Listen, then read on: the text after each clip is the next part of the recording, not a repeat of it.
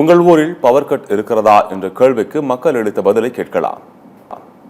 கூடுமாறு வரைக்கும் 75% எந்த வித மின்னட்டும் இல்லை. ஒரு இப்போ 25% எப்பயோ ஒரு இடம் நிற்குது.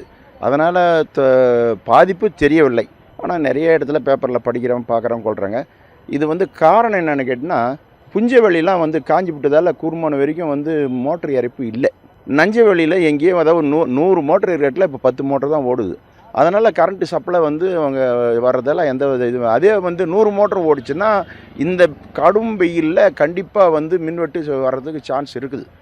எல்லாம் விடைநிலம் மாறி போச்சு, விவசாயத்தில் ஒன்றும் ஒத்து வரல, அதனால் முடிஞ்சு போச்சு. ஒரு 75% நல்லா போகுது, 25% தான் மின்வெட்டு இருக்குது.